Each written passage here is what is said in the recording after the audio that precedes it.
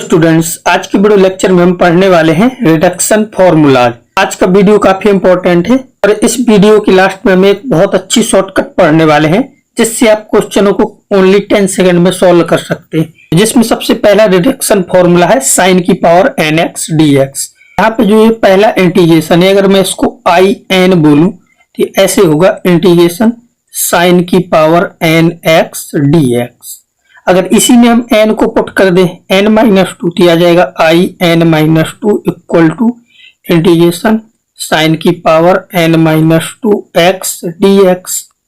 ठीक है, तो जो आपका ये पहला फॉर्मूला लिखा है इसको हम ऐसे लिख सकते हैं in equal to minus cos x sine x की पावर n-1 और डिनोमिनेटर में n plus n-1 upon n, और ये जो लिखा है टर्म इसको लिख सकता हूं मैं in-2।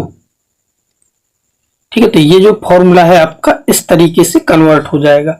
और कॉस में कुछ नहीं है, बस जैसे आप मान लो साइन का डेरिवेटिव कॉस होता है और कॉस का डेरिवेटिव साइन होता है, बाकी सारे टर्म एज इट इज हैं, बस यहाँ पे माइनस है और यहाँ पे प्लस है। देखो, अगर इसी फॉर्मूले में हम यहाँ पे लिमिट ले लें, अगर लिमिट लगा दें 0 से π/2, ठीक है, साइन हो या कॉस हो दोनों के लिए सेम फॉर्मूला आएगा।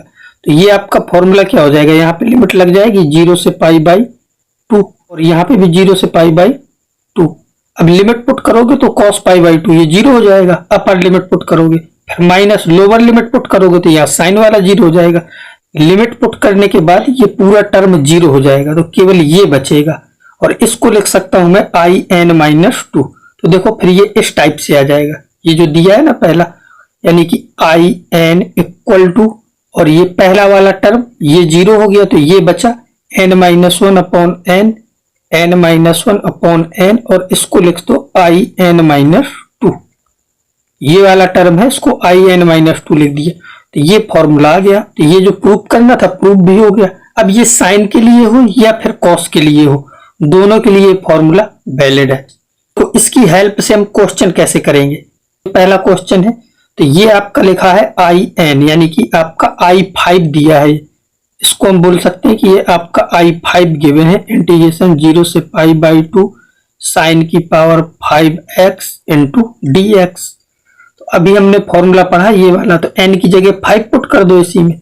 तो n की जगह जब 5 पुट करोगे तो यहां से ऐसे आ जाएगा I5 इक्वल टू n-1, तो 5-1 करोगे तो 4 आएगा, 4/5 इंटू in-2, तो 5 में 2 सब्ट्रैक्ट कर दो तो इधर 3 आ जाएगा। ठीक है, अब अगेन यही वाला फॉर्मूला फिर से अप्लाई कर दो, तो I5 इक्वल टू क्या आएगा 4/3, और I3 को फिर से 3-1, तो क्या आएगा 2/3, और इसमें फिर से 2 सब्ट्रैक्ट कर दो तो यहाँ पे क्या बचेगा I1। और यहाँ पे अब ये दो वैल्यू आपको याद रखनी है। ठीक है, तो ये आपको याद रखना है कि जब भी I0 होगा तो वो होता है π/2, और जब I1 होगा तो ये होगा 1। ठीक है, ये दो आपको याद रखना है, क्योंकि जब भी यहाँ पे ऑड पावर होगी तो I1 बनेगा और यहाँ पे इवन पावर होगी तो I0 बनेगा। तो I0 बने तो π/2 रख देना है, और I1 बने तो उसकी वैल्यू 1 रख देना। तो यहाँ पे 5 है आपका, तो 5 कर लो। फिर I5 इक्वल टू कितना आएगा 4/5 इंटू 2/3, और ये तो आपका 1 हो जाएगा। यहाँ से कितना आ गया 8/50। ठीक है, तो ये इसका आंसर हो जाएगा। ठीक है, तो अब ये क्वेश्चन क्लियर हो गया होगा।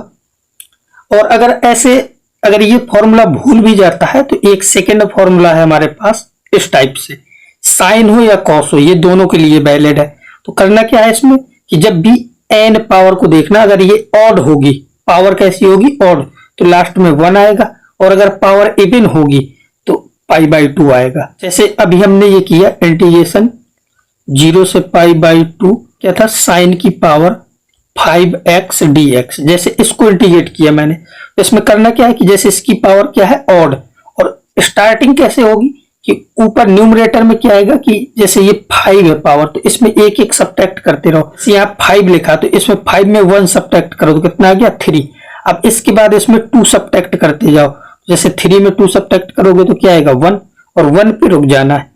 और डिनोमिनेटर में क्या आएगा, पहले ये जो 5 लिखा है इसको एज इट इज लिख दो, फिर इसमें 2 सब्ट्रैक्ट करो तो 5 में 2 सब्ट्रैक्ट करोगे तो क्या आएगा 3, फिर 3 में 2 सब्ट्रैक्ट करोगे तो क्या आएगा 1, और 1 पे रुक जाना। 1 मिल जाए या 2 मिल जाए, न्यूमरेटर डिनोमिनेटर कहीं भी, तो वहां पे स्टॉप कर देना। और इसकी पावर कैसी है, ऑड, ऑड है तो लास्ट में 1 आएगा। बस यही आंसर हो जाएगा 3/15। अगले रिडक्शन फॉर्मूले है, यहाँ पे आई एन का मतलब है इंटीग्रेशन tan की power nx into dx। Cot में होगा तो यहाँ कॉट आ जाएगा।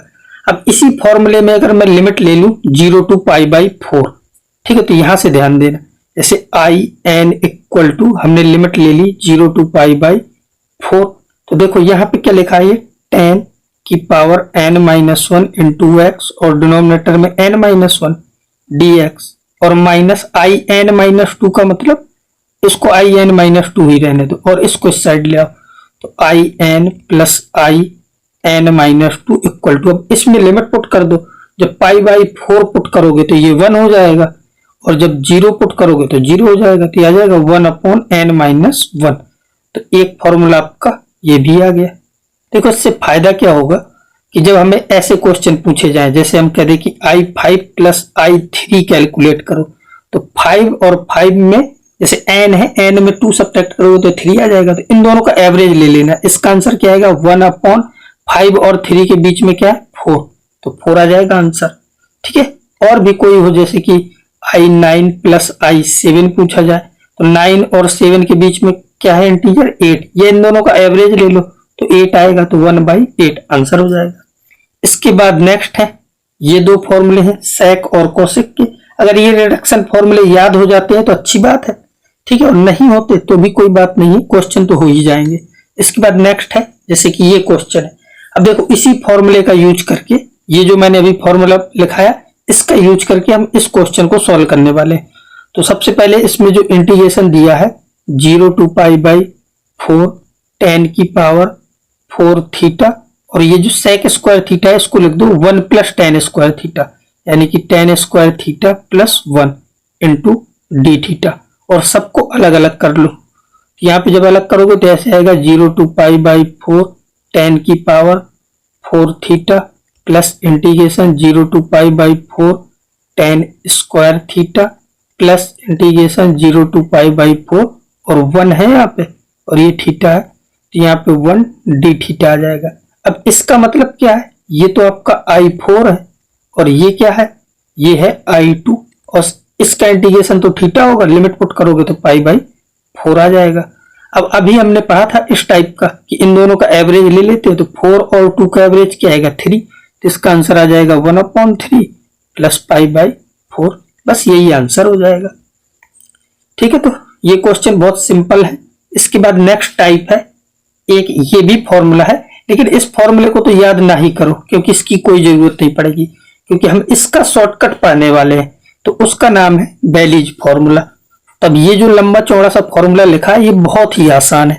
देखो इसमें करना क्या है, सबसे पहले तो यहां से शुरुआत करेंगे, और ये वैलिड तभी है जब इंटीग्रेशन आपका ऐसा होगा 0 to π/2 और साइन की पावर mx इंटू कॉस की पावर nx इंटू dx, इसमें अप्लाई होगा। इसके अलावा कुछ और होगा तो ये हम अप्लाई नहीं कर सकते। ठीक है, तो देखो ये बेलीज फॉर्मूला है क्या, कि जब भी जैसे यहाँ पे साइन की पावर m है, कॉस की n है, तो इनमें से एक एक कम करके ऊपर लिखना है। जैसे एक ब्रैकेट पहला ये बनाया हमने, उसमें पहले m-1 से स्टार्ट किया, और cos की पावर n है तो n-1 से स्टार्ट किया, और डिनोमिनेटर में इन दोनों को ऐड करके लिख दिया m प्लस n, और फिर ऊपर और नीचे इनमें 2 और 2 सब्ट्रैक्ट किया गया है। जैसे n-1 फिर -2 किया, और यहाँ पे भी -2 किया, और यहाँ पे भी -2 किया, और ये क्रम चलता रहेगा कब तक, जब तक हमें 1 या 2 नहीं मिल जाता। 1 और 2 मिल जाएगा तो वहां पे स्टॉप कर देंगे। और लास्ट में एक k भी होता है, ये जो k लिखा है ये जरूर आएगा। अब ये k क्या है, तो k के लिए अगर m और n में से कोई भी ऑड है तो k की वैल्यू 1 होगी। ठीक है, इनमें से कोई भी अगर ऑड है तो 1 होगी, और अगर ये दोनों इवन है तो इसकी वैल्यू होगी π/2, अदरवाइज 1 ही रखना। देखो इसको भी क्वेश्चन से समझते हैं। तो जैसे ये क्वेश्चन है 0 से π/2 देखा, और ये साइन का फंक्शन, उसकी पावर कुछ भी हो, और ये कॉस का फंक्शन। तो देखो इसको सॉल्व करने के लिए तो स्टार्ट ऐसे किया करो कि तीन ब्रैकेट बना लिए, पहला, ठीक है, दूसरा, और डिनोमिनेटर में एक ब्रैकेट बना लिया तीसरा, और यहाँ पे आता है के। और ये जो के है इसकी वैल्यू डिसाइड कर सकते हो, जैसे ये दोनों इवन दिख रहे हैं, यहाँ पे इवन है तो हमें पता है कि अगर दोनों इवन है तो इसकी वैल्यू के की क्या आएगी, π/2। ये पहले फिक्स कर दिए। अब इसमें एक सब्ट्रैक्ट करो तो 6 में एक सब्ट्रैक्ट करोगे तो क्या आएगा 5, और इसमें एक सब्ट्रैक्ट करोगे तो 4 - 1 क्या आएगा 3। यहां से शुरुआत होगी, इन दोनों को ऐड कर दो, 6 और 4 कितना आएगा 10। ऊपर नीचे हर जगह 2 सब्ट्रैक्ट करो, तो जैसे 5 - 2 तो कितना आएगा 3, 3 - 2 कितना आएगा 1, 1 आ जाए या 2 आ जाए तो स्टॉप कर देना। अब 3 - 2 तो क्या आएगा 1, इसको यहाँ पे स्टॉप कर देना। और यहां से 2 सब्ट्रैक्ट करो तो 10 - 2 क्या आएगा 8, 8 - 2 6, 6 - 2 4, 4 - 2 2। अब 1 या 2 आ जाए तो यहाँ पे स्टॉप कर देना। बस ये आ गया, इसको कैलकुलेट कर लो, आपका आंसर हो गया।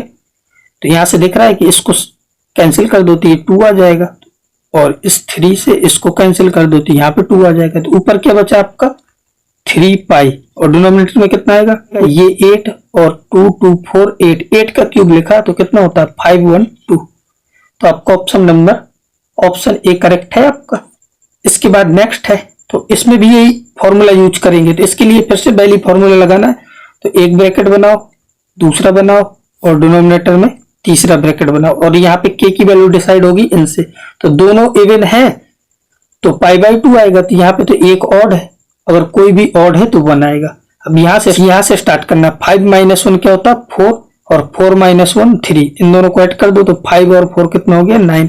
अब 2 सब्ट्रैक्ट करो तो 4 - 2 कितना आएगा 2, बस 2 आ जाए तो यहाँ पे स्टॉप कर देना। 3 - 2 तो 1, तो 1 पे कर देना। यहाँ से 9 - 2 7, 7 - 2 5, 5 - 2 3, 3 - 2 1, यहाँ पे रुक जाना है। अब इसको सॉल्व कर लो, तो इस 3 से ये 3 कैंसिल हो जाएगा, तो ऊपर क्या जाएगा 8, और डिनोमिनेटर में कितना आएगा, ठीक है, इसका मल्टीप्लाई कराओ तो ये क्या आएगा 63 × 5, तो 63 × 5 करोगे तो आएगा 15 और 31, तो 315, ये आंसर हो जाएगा आपका।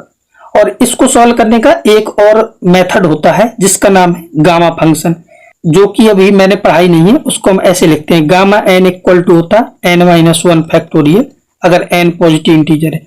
तो उस मेथड से भी हम कर सकते हैं, वो भी एक बहुत अच्छा शॉर्टकट है।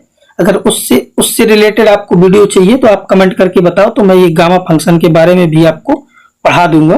और अगर नहीं करना तो कोई जरूरी नहीं है, आगे चल के आप ये सारी चीजें पढ़ोगे। अब ये बेली फॉर्मूला कहाँ से आया, इन सारी चीजों की डिटेल बहुत है। अभी तो केवल हमें क्वेश्चन सॉल्व करने, इसलिए हमने किए। और ये इतना अच्छा शॉर्टकट है कि यहाँ तक कि अभी हमने ये जो स्टार्टिंग में क्वेश्चन किया था ना आपका, कहाँ गया ये वाला क्वेश्चन, इसमें भी हम बेली फॉर्मूला लगा सकते हैं अपना।